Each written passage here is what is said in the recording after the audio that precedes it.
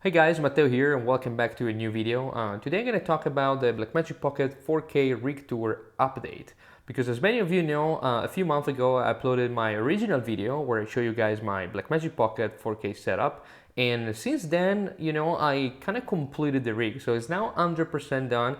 This is my main setup. This is what I use to shoot a commercial or a small gig or documentaries. A lot of you guys love that video and I still receiving so many emails and messages and questions asking about what should I get as a follow focus or handle. So I decided to upload this new video so I can show you guys the full rig finally completed. It took me so long, but it's finally done. So yeah, I want to just give you guys a quick recap of everything I have here and of course introduce you to all the new parts that are now on my rig. So let's start from the cage, which is 8 scene with the top handle and the SSD holder and the V-mount battery plate, and also the shoulder VCT mount with a quick mechanism to attach it to the tripod. I've been pretty happy with this setup from 8 scene. I think it's working great, it's pretty solid.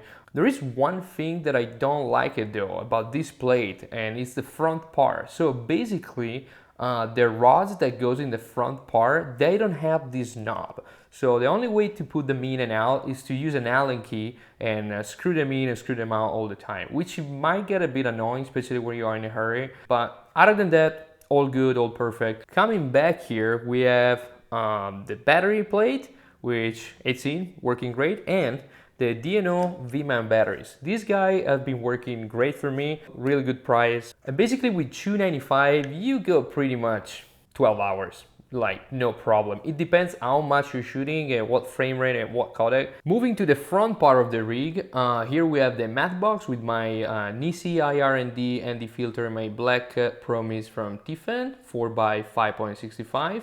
Very solid option, $570 if I'm not wrong. It comes with a bunch of accessories. Moving on, Small HD monitor, the focus. Shout out to Small HD, great customer service. When I was in Mexico, I found a crack in my screen and sent it in. No problem. In 2 days, they just replaced the screen and gave me pretty much a new one. The Samsung SSD has been working fine. Finally, Blackmagic updated their firmware, so they fixed the problem of the SSD showing up in the camera. People are asking me if I feel safe comparing to CFast or SD. I never had one disconnection problem or anything like that. But what's new in this rig setup? Let's just start from the handle. So these are small rig Aria Rosette handle system. They come with this part that is the actual handle, and then this bracket that connects to these rods support a bridge system here. I just actually shot a behind the scene for a big commercial, and I've been running all day with this setup, and I'm not a big shoulder kind of guy. I usually go with the top handle, but when you don't have a first AC and you have to go one-man band all day for like 10-12 hours, having the camera on your shoulder is actually really, really good. This setup is very well balanced, so as you can see, I can go shoulder just like that, and the weight is just perfect. So the V-mount battery on the back is balanced perfectly. I don't have a lot of weight coming down here, just a tad, just the good one, the right amount. It's very comfy. I can do very stable movement, and here I have my small rig, so I can just tilt it down and I have a perfect and clear image. And if I want to go tripod, all I do is just go on a tripod with my VCT plate and I just attach to the tripod. The other new item here is this side handle from Small Rig. Is a wooden handle and is attached with a Rosette system to a NATO system. So it's a quick release one, so you can easily unlock this one and slide it out. There you go. And the handle comes off, and it's very cool. It makes the camera a little bit wider, but it's so easy to take it off and on that if you're in a tight space or you don't need it, you can just take it off and the camera gets way narrower. Moving on, let's just talk about the wireless follow focus system solution that I have here.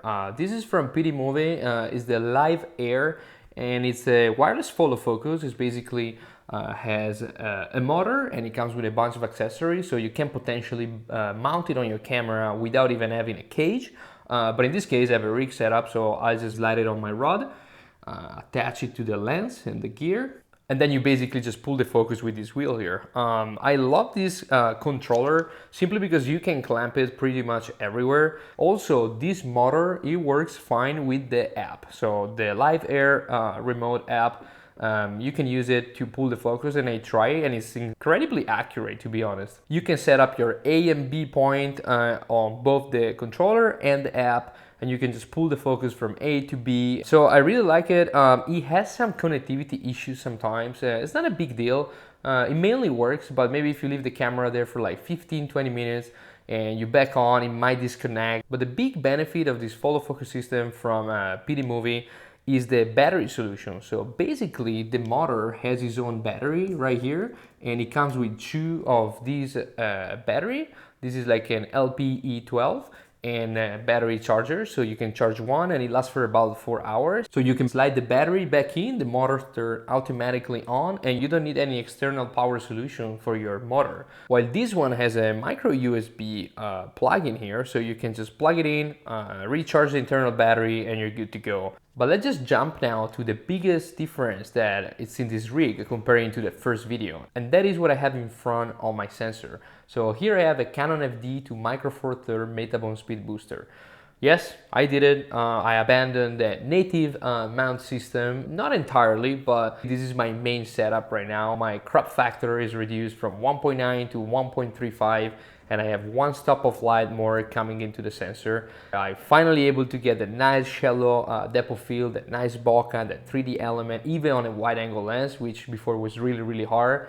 Also, I'm a big fan of Canon FD glasses. I really like them, and they're so easy to find. You can buy for like $70 to $100, and they perform really well. I love the bokeh, it's absolutely beautiful. It's kind of creamy look, and I really love it.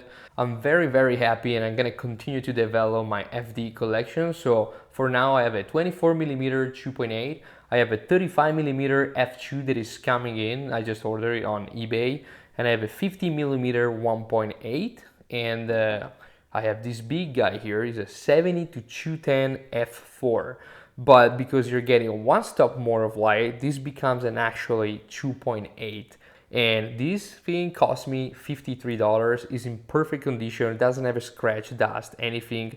So the other two lenses that I'm using without the speed booster though, they're still the Super Takumar, but this is a new one. This is the 8 element version. It's not the 7 element anymore. I sold that one. I got this one.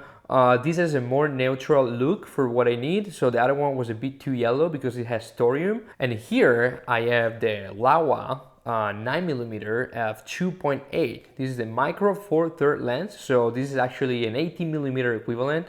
And the guys at Venus Optics, they were kind enough to send one to test out with my pocket. I'm still using my SLR Magic 8mm, that's working fine as well. This is, of course, is faster because it's 2.8 and not f4. But yeah, I'm looking forward to test this guy out. And the last thing I want to talk about today, guys, are these follow focus gear from followfocusgear.com. I'm a very big fan of this gear. I have a custom made one for the Takumar that is coming in soon. I have one for the 50mm Canon FD, which is really nice, and I have another one for the 24mm, and they basically make them for every single lens. So when you go online, you have a big list of lenses, the Takumar, the FD, and if it's not in the list, you can just email them and tell them what lens do you have, and they're gonna make it custom made for you. This camera, this setup has been working great. It's very well balanced. You can go from shoulder to handle to tripod very quickly. I'm super happy and excited to shoot more stuff with the Canon Metabone Speed Booster and the FD collection. And this is very exciting because like the color science of this camera is so close to the Ursa Mini, and now making the sensor a little bit bigger is gonna make the two camera very close in terms of look. And I'm also working on this crazy natural Rec 709 LUT for the Pocket 4K. I have no clue why Blackmagic came out with such a bad extended video LUT for the Pocket. The skin tones look very brown, and the sky is just like completely different colors. The green are totally off, and the highlights roll off that I was talking about, that's basically a problem with the LUT and not just with the sensor. So I'm trying and I'm testing out, and I'm working with one of the top DAT here in LA on this LUT. We have finally a version 1 that we're beta testing with me and a bunch of DP and shooter all around the world, and they're super excited about it, and I can't wait to release it. It's gonna probably be end of April or May. It's gonna be a great tool for every Blackmagic shooter to have. And this is gonna wrap the rig tour video, guys. I hope you guys like it. I hope you enjoyed it, and I hope it's gonna help you guys making the right choice when it comes to rig up your Pocket 4K. So thanks again for watching, guys, and have a good one. Bye.